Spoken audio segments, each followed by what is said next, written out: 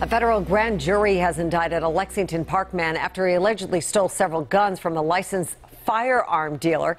The indictment alleges that 30-year-old Robert Eberly stole 11 firearms from a federally licensed firearms dealer in St. Mary's County. The guns included 7 9mm pistols, 2 .45 caliber pistols, a .40 caliber pistol, and a .380 caliber pistol. According to the indictment, Eberly already had a felony conviction and was prohibited from possessing firearms.